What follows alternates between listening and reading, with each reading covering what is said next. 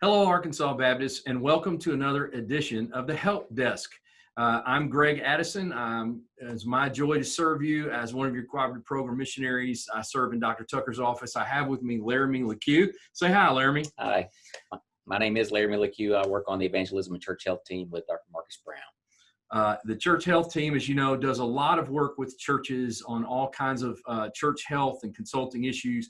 One of the questions that we're getting a lot of is Pastor Greg, Pastor Laramie, how do we process returning to worship in a live setting in light of COVID? What legal issues do we have? What process issues do we have? And so that's a very common question. Our churches are working through that. So we've asked to join us today, Travis Story from Travis Story Law Firm up in Northwest Arkansas. He's a good guy, loves Arkansas Baptist, is an Arkansas Baptist, love the Lord. Travis, thanks for being with us today. Thanks for having me. I appreciate you guys doing this for all the churches around Arkansas. Well, Travis does a lot of that, helping churches around Arkansas on these kinds of legal issues. So we thought the best way that we could help you as Arkansas Baptists is to have Travis walk Laramie and I through some of those questions that we hear from you about what issues do we face, what do we need to worry about in returning to live worship, people coming back to the sanctuary during this time of COVID as we're trying to reopen things. So Travis, if you will, sort of give us the checklist, if you will, on the main things. I'm a pastor. We're going to open up in 2 weeks. What do I need to worry about? What's the issues that I need to worry about? Kind of walk me through the checklist. Sure. I think a few things that we need to obviously look at. First of all, there's kind of two main issues that I want churches to think about. First of all, there's still the Arkansas Department of Health issues. And so we need to make sure that in order to really reopen safely, we're following those, and we'll go through some of that. But then in addition to that, I also want churches to really think through the liability issues. If something were to happen within the church, not just can somebody prove potentially they got the virus at church, but what happens if they just bring the lawsuit? And so we want to minimize some of those concerns for people. But I think the prudent method that we're seeing right now among some churches that have already opened and kind of returned to live services is, one, making sure that we practice the social distancing. That's typically done by just spacing people out. Right now, it seems to almost fall naturally in some of the churches that I've talked to when they say, hey, we're coming back to live worship.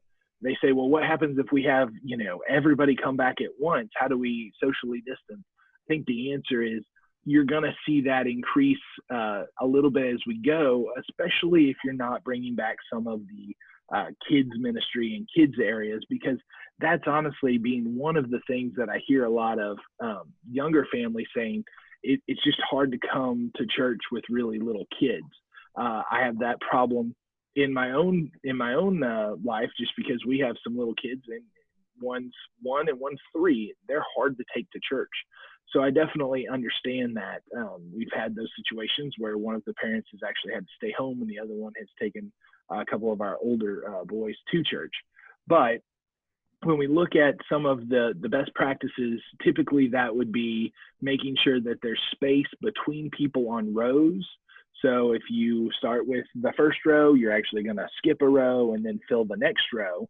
And then having some kind of distance in between them for some kind of space between family or seating groups. So sometimes that's just like our family, you would put chairs or a certain amount of space if we've got pews, and then you would seat whoever's next in that space. So, for example, when I went to church on Sunday, it was our family group, and then we had 3 chairs, and then the next family group. And so that really was kind of how we were able to do that. Obviously, there are some of the guidelines that they've given us. Everybody's got to be 12 feet back from the stage. So if you've got your front row Baptists, so to speak, that are always on the front row, they need to scoot back. make sure that's happened. And then simply You look know, it's for touch points. devastating to Arkansas Baptist that everybody can't sit on the back 2 rows. That's correct. You know, like this is Yeah, a major crisis in Baptist life. It's horrible. And, I'll have to admit, okay, so behind the scenes, I'm a front row Baptist. I like sitting on the front row. I like being in the wet zone, so to speak. But it's kind of one of those things where right now I actually would recommend using the ushers to make sure you're actually seated and to put people in place, because it's not going to happen normally if you just allow people to come in and sit in their normal seats. And yes, we're Baptists. We have our seats. Let's just admit it. We are creatures of habit. I sit in the same seat every week if you just let me. Yeah. And if somebody takes my seat, I really feel offended, and I think about actually, leaving church. But you have to be more proactive here. You need to be proactive in leaving, making sure you're sitting people coming in, leaving. Make sure your touch points are taken care of. So a lot of times I'm actually recommending have people at the doors. I don't want people pulling on the door handles. Some of the bathrooms, if you can help it, what we want to do is either have the doors open if there's appropriate space, so you can't just see in them. A lot of times the doors are open. Some churches have actually gone to installing, they make foot plates, which are super helpful. That you can put on the bottom of the door so somebody can actually open the door with their foot, so you don't have to grab the handle. We have added those on the restrooms in our facility. Yeah, they're great.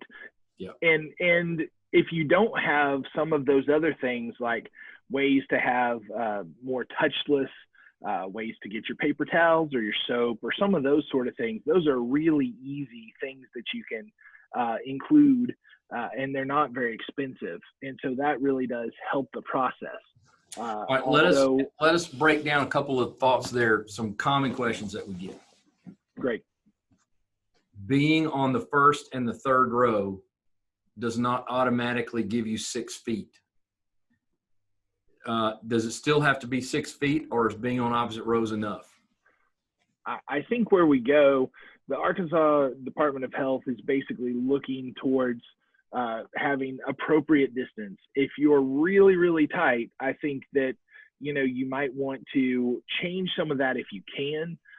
Some churches that actually, are setting up some kind of chair rows are just setting them up further apart. And that's there if your church or sanctuary is already set up where you have like fixed distances between pews. And that seems really close together. You may want to alternate where people are sitting. So if you've got somebody here, you're going to put something, behind them. And so it's almost like sitting in zones, if you will. So you're trying to make sure you get that 6 feet. You're trying to kind of do that. And so much of that's going to be a facility by facility decision, just because it's hard to say one rule for everybody. But typically that's what we're looking at. Okay. And that's why having somebody like your ushers actually put people in the right places is so important.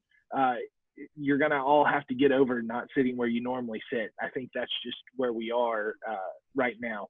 And so until we, are able to get back to what we would consider, normal and what it used to be, that's what we're going to have to do. But I think if we reduce those touch points, some of it is going to automated giving or having collection boxes for offering. So we're not passing the plate physically. So we're not touching the same plate. Some of the other things that, a lot of times they make, if we're doing some kind of Lord's Supper service or anything like that, which I've only heard of a couple of churches doing so far, they make individually wrapped ones where you can, they're honestly not that great, but they do work, and you're not passing plates. What we're trying to do is keep anything we can from touching everybody. And right. So we want to make sure that's there. And anything we can do. One thing I want to highlight, let me get again, highlight. I like the usher. We have some churches that have used greeters in that same way, but your message is be proactive as a church to have people in place, because we've gotten some reports that some churches, they tell everybody that, or it's on the website, but when you get to church, they're walking around or hugging everybody and they're doing all, and there's no aid from an usher or greeters that are trained to help guide everybody in that. So what you're saying is that is very helpful and protective of a church in having a standard of care that's appropriate.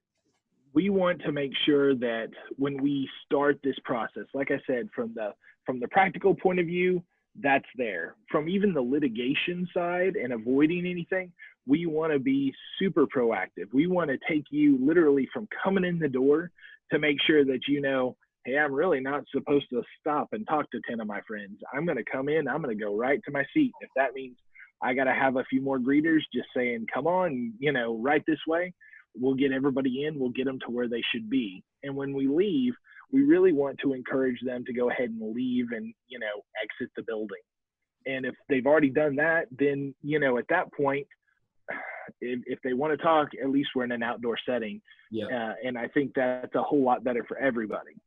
Hey, Travis, one thing I was going to say, in a Baptist church, even the seats are once saved, always saved, you know, so it's really hard for us to not sit where we're supposed to sit. But, you know, I think one of the dilemmas that some of the pastors are dealing with now as we move from phase to phase, the language has changed from strict social distancing to moderate social distancing. And that it sounds simple, but it's one of those things that it's simple, but it's not easy, you know. And so they're trying to discern how do we make that move from strict to moderate without people just going to the extreme. Well, I think that's the hard part. And we do that by over communication. We want to make sure that we tell people what we're trying to expect. Obviously, a lot of people are saying, oh, okay, it's easy to say we're not going to have, you know, the greeting portion of the service. We're not all shaking hands. Okay, that's fine. I'm more worried about how we're entering, how we're exiting, and what we're doing at that time. And that means your service is going to look a little bit different. It means you're going to have to direct people, you know, after everything's over. We want to have that communication with people. And so we need to make sure that that's happening. We need to make sure that we are accomplishing all of our goals when we bring people in and bring people back. And then we have, you know, and that's really just for coming in and having a worship service. We haven't even gotten to kids, which is a whole nother layer that goes on top of that. So for pastors who are dismissing like a funeral, you know, I've heard some churches doing that, like, you know, they dismiss row by row. You would encourage them to continue to do that. I would encourage them to continue to do that, because what you don't want is to say, hey, everybody's dismissed, and then everything that you've just worked for, everybody hits the aisles, everybody starts talking. What we want to do is just try to keep everybody a little bit of space in between them. And if that means dismissing like a funeral from, you know, starting at the front and, hey, okay, your time to leave is now, and getting everybody out, then that's the safest way we can do that. They're still asking about, especially as the language changes, as Laramie said, what are the role of masks now, and what does a pastor need to tell his people about masks? Well, I think the common encouragement from Asa Hutchinson, our governor, and Nate Smith, who's the director of the Arkansas Department of Health, has been masks are encouraged. Masks are not required in any church setting at the moment as we're recording this. So you as a pastor don't have to require masks for entry. A lot of churches that I hear are highly encouraging all those, but honestly leaving that up to the individual people who are coming as to whether or not they're going to wear them. Most of the churches are encouraging and really making sure that any of the volunteers, the ushers, the greeters, anybody who's kind of engaging with the public as they come in is wearing a mask for their safety. Obviously, the pastor and those on stage wouldn't wear a mask while they're actually performing or doing the song or the sermon. So that's kind of how I think that's working out for most people. And mask seems to be a hot button issue that can cause a lot of issues with whether or not we're going to attend. And so by and large, it seems that most people are wearing masks, especially for entry.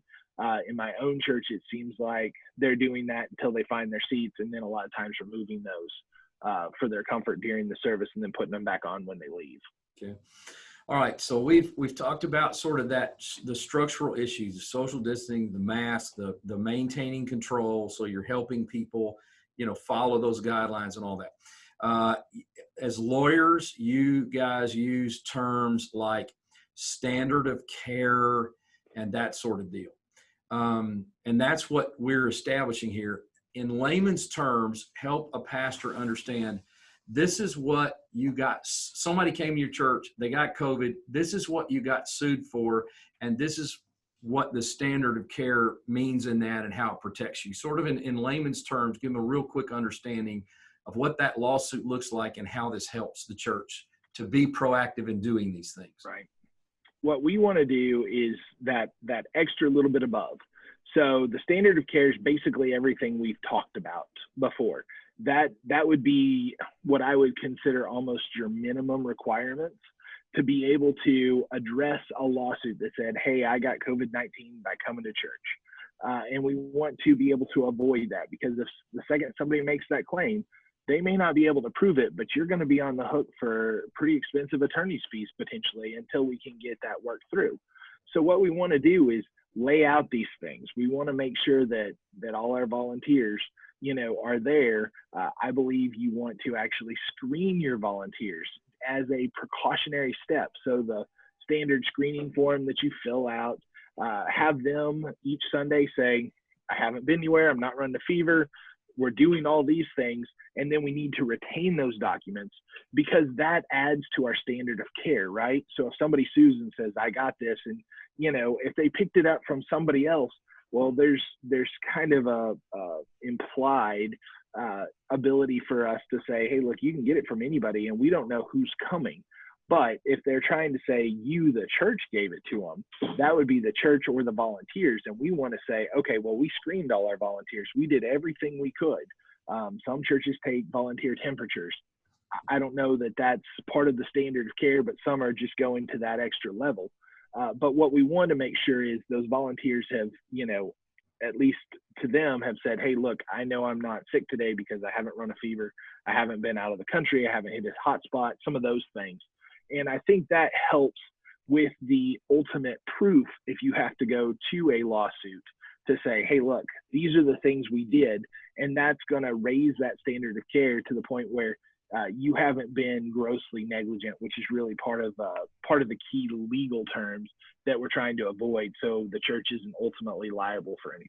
Yeah, so the lawsuit is, when I came to your church, I had an expectation that you would do reasonable measures that anybody would know to do to protect me, and you were negligent or lazy or careless, and you didn't take the reasonable measures that any normal person would have had the expectation that you do. So what we're trying to do as a church, checking these boxes, is to say we took every reasonable, appropriate measure that anyone visiting was expect. Is that a good way to say that? That's a good way. And then some of these things, even like having all your volunteers or anybody fill out the forms, I think those are actually a step above. And so by doing that, we have now probably exercised the standard of care, which really, if we look at that, that's probably the guidelines that the Department of Health has set out. And then by taking that next step, we have gone even above the standard of care, trying to show, look, we are taking every precaution that we can, and really kind of taking any lawsuit that somebody says we were the cause of them developing the virus, and kind of removing that so that there's really just not a case there. Yeah. Now let me just tell this to our folks we're helping. When we talk about child security issues, for example, when Laramie's team is doing, helping how to protect your kids and your children's ministry and all that, we talk about for the church that good safety is good ministry. When you got parking lot greeters and they're watching and they're keeping people safe, it's also good to do that because it's excellent ministry. You're protecting your kids, you're building the best ministry. And I think we can use that same statement here. Good safety is good ministry. Your greeters are trained. They're welcoming people when they come in. It's getting a better environment. We're helping people relax and be comfortable to worship because they're not worried about somebody that ran up and hugged them or everybody's hugging them or we're passing all this. So I think it's good to say to our churches that good safety is good ministry. We're not bending over backwards to try to keep from getting sued. These things work together. there is a reasonable expectation that a visitor would have that we were careful. But also in being careful, we're creating an excellent ministry environment. And so good safety is good ministry. All right, so here's the next question we're getting. I think we've set up, prepare your workers, have some screening process, work through that so you can show that. Be prepared to control the environment when people come in. Teach them how to observe social distancing. Let them exit so we're protecting the social distancing. All right, now a lot of churches have come back with adults in worship for a couple of weeks. They're beginning to ask, now the governor's moves us into phase 2, what about children's ministry? What legal issues do we have with children's ministry? Can you kind of give us a similar checklist for what we need to do if we're going to begin to have a children's ministry as part of Sunday morning service? So when we start opening up the kids ministry, obviously it takes a few things that we, kind of know that we just talked about in some of the social distancing, and how do we apply that to kids? It's a lot harder to do. One of the things that we have to think through is touch points, and how are we going to try to control those? So a lot of times when we've got a pretty big, let's say a class size in a small room, we want to lower the number of kids that are actually in that room. So if you've normally got, let's say your kindergarten class or your, pre-K class, and it's got 20 kids, we need to find a way to spread those out and make it 2 classes. We just need to kind of lighten the load. And some of that means that we may have to just be creative on where that's physically located. Some of it means we're going to have to split some of the toys or any of that sort of stuff up. And then we want to make sure that when we're doing the actual taking in of the kids, that we're really being aware. Some churches are actually taking kids' temperatures. That's something, I don't know that that's part of your standard of care that you would have to do. Some are doing that. One of the things that I think has worked well for some churches is just making sure that they've got plenty of distance and a low kid count, so we can also have a low teacher count. They are also making sure they're screening the teachers every day. So if I've got a volunteer who's keeping the kids, we are having them go through that same checklist to just make sure that they're kind of accountable for that. And then when we look to anything that's going to be used or reused, we actually want to make sure that there's a thorough cleaning between everything. So one church, they're basically saying we're having multiple services because, now we're trying to lessen the load and spread everybody out. So literally what they're doing is they're taking kind of groups of toys. So they've taken the toys that are in the room, they put them into bunches. And so for the first service, they use this group of toys. The end of that, they put them all in baskets, they take them out. We're going to sterilize those later, but we clean the room and then we bring in a new group of toys. That way we make sure there's no cross-contamination between the 2 services for that room. So there are a lot of these sprayers. One of the things that I'd recommend is they have some of these fogger units, which is 100% safe for what it's spraying. It's basically just peroxide water and some salt, and basically that solution, you can go in, you can fog a room real quick. That's how we would turn it over, and then we bring all the new toys back, so toys don't ever get played with from one class to the other. We're just making sure that the touch points are eliminated between that, and if we've got a group of kids, they're staying together and not a lot of times using like the playground or any of those other common elements that really can spread disease. So in essence, it sounds like what we're doing is taking the same principles.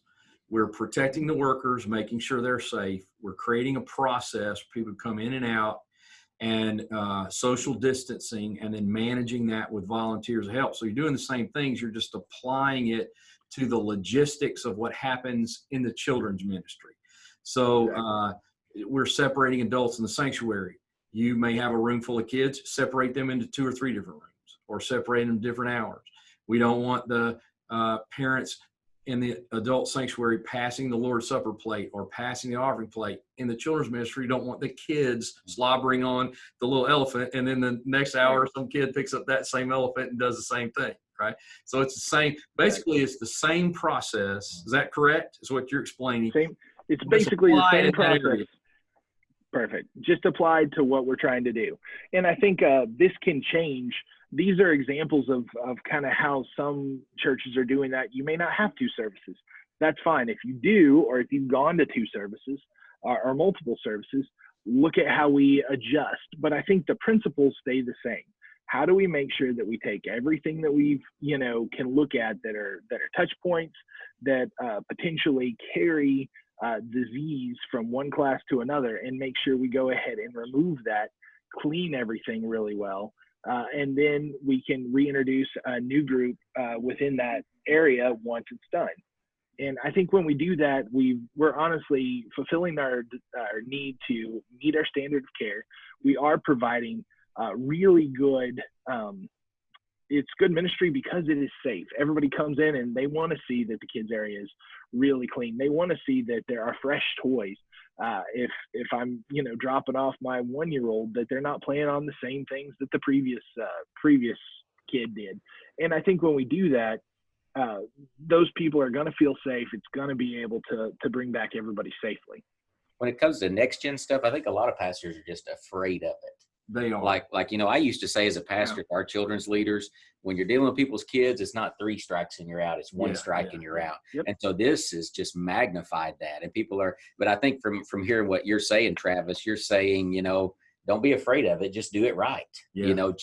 Just make a checklist, do it the right way. And so like, do you as a parent, not necessarily as a deacon or a lawyer, but as a parent, if you see your church going about it the right way, you as a parent feel comfortable bringing your kid into that environment then?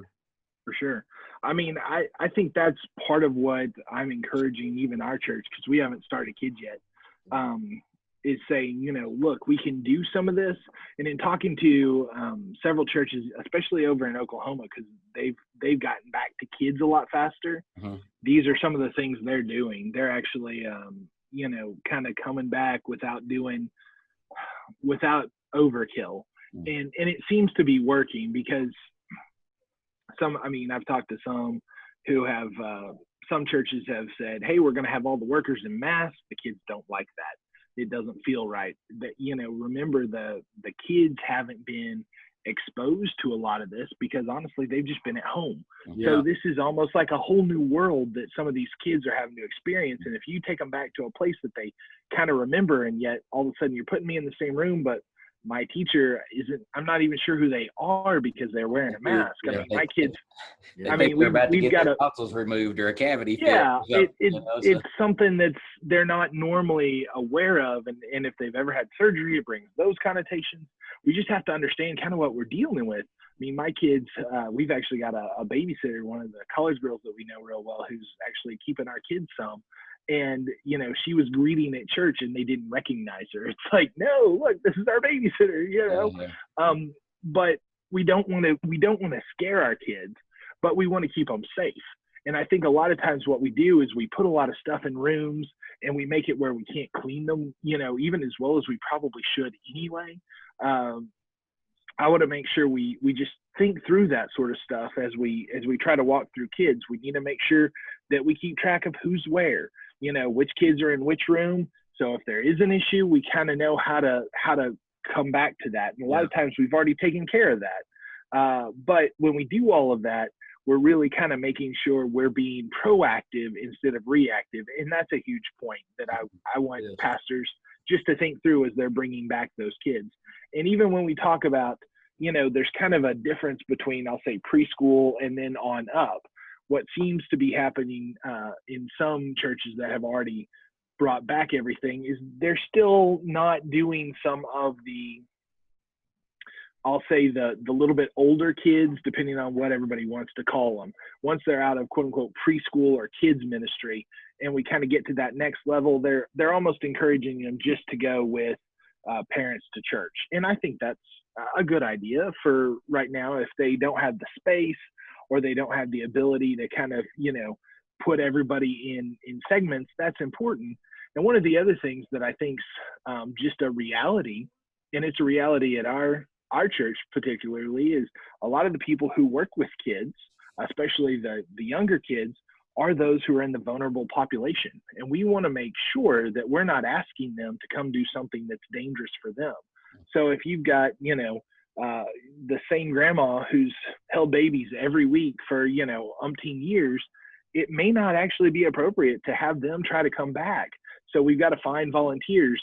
And my big encouragement is when you find those volunteers, we can't just be picking up anybody. We got to make sure that we're actually putting people in place who we've already vetted, gone through the background checks, done the whole workup on to make sure they're qualified to keep kids. And then we can put them in that space. So there may be a little bit of extra training because we've always relied on the population of people that actually may not be there to take care of them at the moment. Fantastic. Okay. So does that cover, those are the things you tell the pastor to work through that as they're making those decisions? Yes, I think those are your first steps that you just got to do for bringing people back on Sunday mornings. And then, we just kind of go from there. And as the restrictions ease, hopefully we're able to do more and more as we go. Fantastic. Well, we're gonna close, and I'm gonna ask Laramie to pray for us in just a moment. Want to encourage you again, Arkansas Baptist, man, use the resources that are available. Travis is a great help to Arkansas Baptist, and he serves in his church. He understands church and what we're doing. Use all that. And so, Travis, we really appreciate you being with us and helping us with that. I want to encourage you, if this episode of Help Desk was helpful to you, we'll have another episode later that will be specifically about releases and the use of releases. We get a lot of copies, a lot of questions about those. And so we'll have another episode that will be helpful of that. We hope that all of our episodes of the Help Desk are helpful to you as Arkansas Baptists. As we close, I'm going to ask Laramie, would you pray for our churches and pastors for wisdom as they address these issues as we return physically to church? Yeah.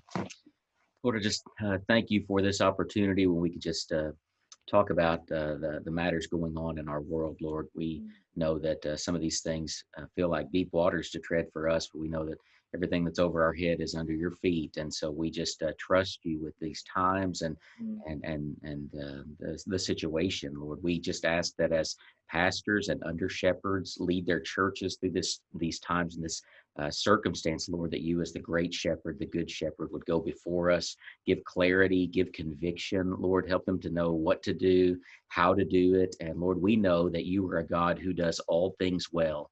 And so as people and churches who represent you, we just want to do the same thing. We want to do what we do, and we want to do it well. We want our churches to be safe places for families and for people to come and hear the gospel. And so, Lord, I pray that as we, as church leaders and churches, are evaluating and reevaluating how we do what we do, that some of the things that you would bring to our attention, Lord, would bring about revival and awakening in our state. And it would be to your glory and for our good. And I just pray, Lord, you be glorified in Arkansas Baptist churches. And I pray in Jesus' name, amen. Thank you for joining us for another edition of Help Desk in Arkansas Baptist. God's blessings to you.